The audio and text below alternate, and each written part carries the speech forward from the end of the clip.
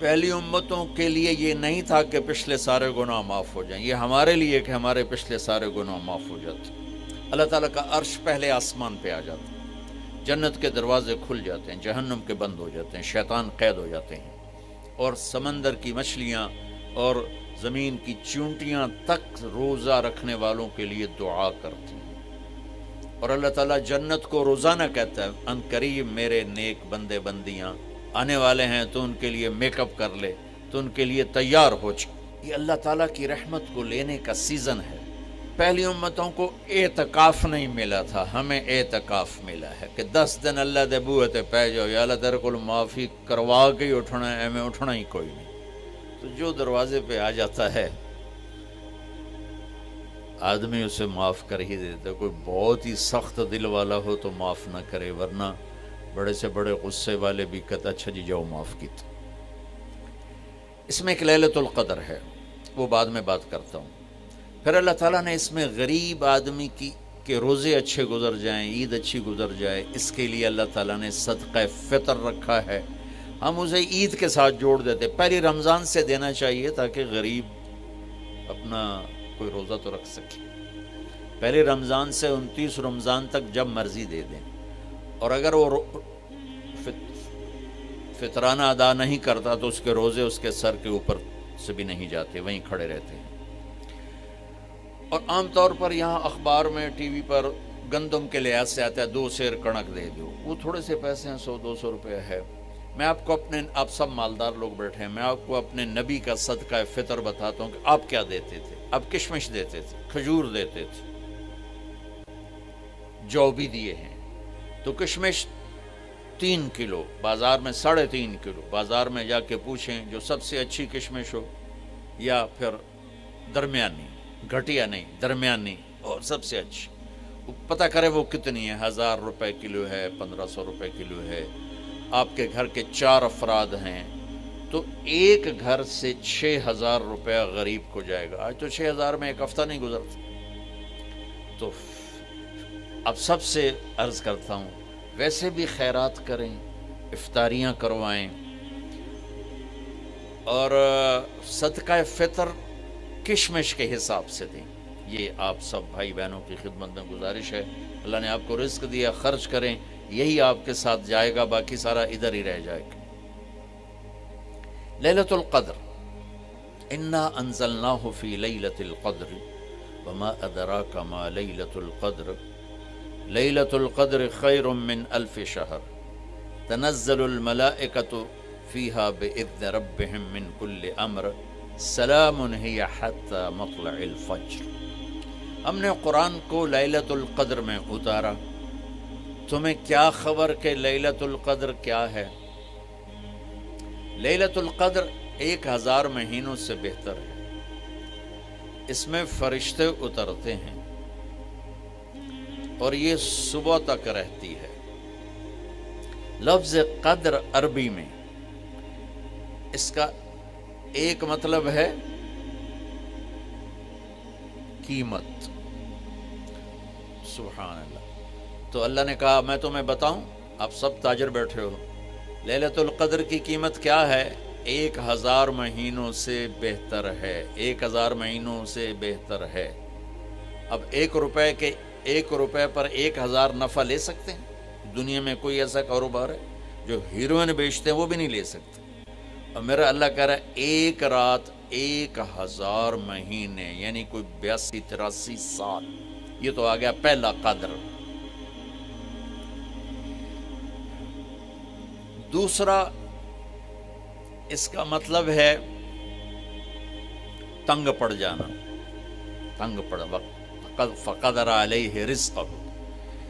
تو تنزل الملائکۃ فیہا، تنزل الملائکۃ والروح فیہا، کہ اس رات اتنے فرشتے اترتے ہیں کہ زمین تنگ پڑ جاتی ہے۔ سبحان اللہ، اتنے فرشتے آتے ہیں زمین تنگ پڑ جاتی ہے۔ تیسرا مطلب ہے قدر، مقدار کو، تو اللہ تعالیٰ نے اس کا آخری مطلب بھی بتایا، سلام ہی حتی مطلع الفجر، کہ یہ فجر کی نماز تک، فجر کی اذان تک یہ رہتی ہے، تین مطلب ہیں قدر کے، تینوں اللہ نے قرآن میں کور کیے۔ قیمت کیا ہے؟ 1000 مہینوں سے بہتر۔ تنگی کیا ہے؟ فرشتوں سے زمین بھر جاتی ہے۔ مقدار کیا ہے؟ صبح صادق۔ لیلۃ القدر 27 کی نہیں ہوتی، 21، 23، 25، 27، 29۔ اب یہ 5 راتیں جاگنے چھٹ، آپ لوگ تو ویسے رات کے بادشاہ ہو، جاگ لو۔ تو لیلۃ القدر مسجد میں نہ گزارو، گھر میں گزارو۔ یہ مسجدوں میں اشتہار لگ جاتے ہیں، فلاں کے ساتھ شب قدر گزاریں، فلاں حضرت کے ساتھ شب قدر گزاریں، پھر ادھر کوئی صلاۃ تسبیح پڑھ رہا ہے باجماعت، عورتیں صلاۃ تسبیح کی جماعت کرا رہی ہیں، اور پتہ نہیں اور کتنی عجیب و غریب قسم کی عبادات شروع ہو جاتی۔ یہ نفلی عبادت ہے، میرے نبی گھر میں پڑھتے تھے۔ آپ نے اشراق کے سوا ہر نفل گھر پڑھا، ہر سنت گھر میں پڑھی، تو آپ لیلۃ القدر کو یہ مستورات بھی آپ بھی اکٹھے ہو کے نہیں منانا، الگ الگ مصلی بچھا کر اپنے اللہ سے رونا دھونا کرو، اپنے اللہ کو منانا کرو، میں بھی کروں، آپ بھی کریں۔ نوافل کی، جیسے ابھی شب برات گزری تو اشتہار تھے، میں جا رہا تھا ادھر غلام آباد میں، ایک جنازہ ہو گیا تھا، تو اشتہار فلاں حضرت کے ساتھ شب برات گزاریں، فلاں مسجد میں شب برات گزاریں، فلاں جگہ شب برات گزاریں۔ بھائی وہ گھر میں منانے کی ہے، مسجد میں نہیں۔ میرے نبی نے نفلوں کو تنہائی میں ادا کیا، فرض کو مجمع میں ادا کیا۔ لیلۃ القدر میں جاگنا نفل ہے، اور پھر جب کٹھے ہو جائیں گے لوگ اور عورتیں تو پھر ساتھ غیبت بھی چلے گی، اور ایک غیبت کا بول ساری رات کو اڑا کے رکھ دے گا۔ مردوں یا عورت کٹھے ہو جائیں، غیبت سے تو بچتے نہیں، نہ ہی رک سکتے ہم۔ سندھ سے ہم بائی روڈ آ رہے تھے، کراچی سے بائی روڈ جماعت تھی، تو وہ راستے میں بڑی غیبت کریں، نوجوان تھے سارے نئے نئے، میں چپ کر کے سنتا رہا۔ جب کوئی 2 دن گزر گئے نا، تو ہمارے پاس بڑی وین تھی، میں نے کہا بچوں ایک نصیحت کرتا ہوں کہ غیبت نہ کیا کرو، مذاق کرو، ہنسا کرو، کھیڑا کرو، غیبت نہ کرو۔ تھوڑی سی میں نے اس پہ بات کی تو بڑے متاثر ہوئے، کہا جی ٹھیک ہے انشاءاللہ آئندہ بالکل نہیں کریں۔ کوئی آدھا گھنٹہ گاڑی میں سناٹا رہا، آدھے گھنٹے کے بعد ایک بولے مولانا یہ غیبت نہ کری تو پھر گلاں کی کریے۔ یہ میرا کلچر ہے، لہٰذا عورتیں عبادت کے لیے بھی اکٹھی ہوں گی تو غیبت شروع ہوگی، مرد مسجد میں اکٹھے ہوں گے وقت ضائع ہوگا، غیبت شروع ہوگی۔ میرے بھائی بہنوں، ہر نفل کو گھر میں گزار، اپنے گھر کو بابرکت بناؤ، اپنے گھروں میں نفل پڑھو، تلاوت کرو، ذکر کرو۔